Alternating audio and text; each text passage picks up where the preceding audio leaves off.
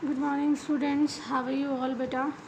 Class 8th में आज video number 40 करेंगे हम चैप्टर नंबर 6 में। आज हम जो टॉपिक डिस्कस करेंगे वो है कि हम अगर घर पे आग लगती है या कुछ में आग लग जाए तो उसका नियंत्रण किस तरह से कर सकते हैं। देखो, घरों में, दुकानों में या कारखानों में आग लगते हुए आपने सुना ज़रूर होगा या कोई दुर्घटना देखी भी होगी, है ना। तो इसका संक्षिप्त विवरण अपनी नोटबुक में लिखें, ये आप कर सकते हैं, ठीक है। अब देखिए, आप अपने क्षेत्र की अग्नि सेवा के टेलीफोन नंबर का पता करिए, यानी कि जो आप फायर ब्रिगेड बुलाते हैं वो किस नंबर से बुलाते हैं। अगर आपके या आपके पड़ोसी या कहीं भी आग लग जाए तो आप सबसे पहले अग्निशमन सेवा को ही सूचित करें ताकि वो आकर आग बुझा सके, ठीक है। फायरमैन आता है और वो आग बुझा सकते हैं।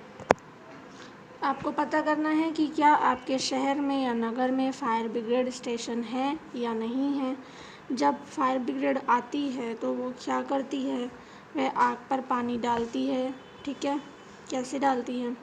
जल जो होता है ज्वलनशील पदार्थों को ठंडा करता है, यानी कि पानी अगर आप डालेंगे तो वो जो पदार्थ जल रहे हैं वो ठंडे होंगे, जिससे उनका ताप जो है उनके ज्वलन ताप से कम हो जाएगा और वो फिर आग फैलना रुक जाती है। जलवाष्प जो होगी, है ना, गर्म चीज़ पर आप जब डालेंगे तो जलवाष्प जो होगी वो ज्वलनशील पदार्थ को घेर लेगी, वायु की आपूर्ति बंद हो जाएगी और वायु की आपूर्ति बंद होने से भी आग बुझ जाती है, क्योंकि आग लगने के लिए ऑक्सीजन ज़रूरी होती है और जब धुआं ज़्यादा हो जाएगी पानी गिरने से तो वहाँ पर ऑक्सीजन कार्बन डाइऑक्साइड में बदल जाएगी। ऑक्सीजन नहीं मिलेगी तो आग बुझ जाएगी, ठीक है। ध्यान रखेंगे आपकी आग उत्पन्न करने के लिए 3 ही आवश्यकताएं होती हैं, 3 चीज़ों की। एक तो ईंधन जो जल रहा है, एक ऑक्सीजन यानी वायु और एक ऊष्मा यानी कि उसका ताप, ठीक है। इनमें से अगर एक से अधिक आवश्यकताओं को हटाकर तीनों में से अगर किसी एक को भी आप ख़त्म कर देंगे तो आग जो है उसे नियंत्रित किया जा सकता है, ठीक है। आग बुझाने वाले का कार्य वायु का प्रवाह काटना, ईंधन का ताप कम करना, ये दोनों होते हैं। वायु का प्रवाह काट दे और ईंधन के ताप को कम कर दे। लेकिन अधिकांश स्थितियों में ईंधन को तो हटाया जा ही नहीं सकता। जो चीज़ जल रही है उसे आप हाथ से हटा नहीं पाएंगे। जैसे कि अगर आप किसी भवन में, किसी मकान में आग लगी तो उसको, संपूर्ण भवन को आप कैसे हटा सकते हैं, वही उसका ईंधन है। अब आप देखिए, जल जो है सबसे प्रचलित अग्निशामक है, सबसे जल्दी जो है आग रोकता है, परंतु जल को तभी ये कार्य कर सकता है जब लकड़ी या कागज़ जैसी वस्तुओं में आग लगी हो, ठीक है। अगर बिजली की उपकरणों में आग लगी हो तो पानी जो है बिल्कुल भी यूज़ नहीं करना चाहिए, क्योंकि जल जो है वो विद्युत का चालन करता है और आग बुझाने वालों को करंट भी लग सकता है इससे। तेल और पेट्रोल में आग लगी है तो भी पानी का उपयोग नहीं करना चाहिए, ठीक है ना। आपको पता है कि जो पानी होता है वो तेल से ज़्यादा भारी होता है और तेल के नीचे चला जाता है, तो तेल ऊपर फिर भी जलता ही रहेगा। विद्युत उपकरण और पेट्रोल जैसे ज्वलनशील पदार्थों में आग लग जाए अगर, तो सबसे अच्छी तरीका उसे रोकने का वो है CO2 यानी कार्बन डाइऑक्साइड गैस।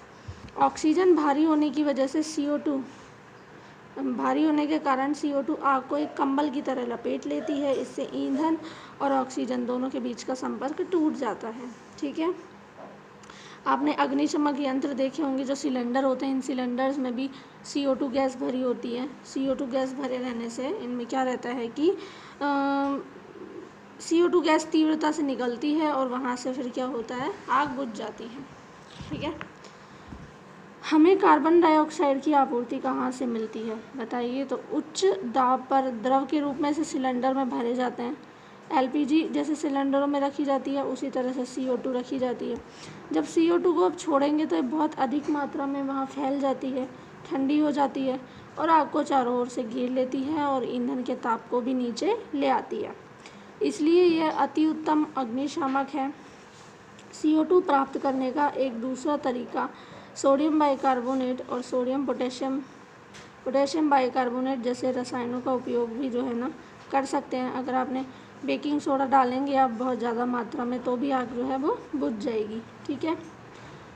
पदार्थों से बहुत से कार्बन डाइऑक्साइड गैस निकलती हैं जो कि जो है आग को बुझा सकती है। क्लियर है? तो आज के लिए इतना काफ़ी है, आप इतना पढ़ेंगे। इसके बाद हम नेक्स्ट वीडियो में अगले टॉपिक पर जाएंगे। Thank you.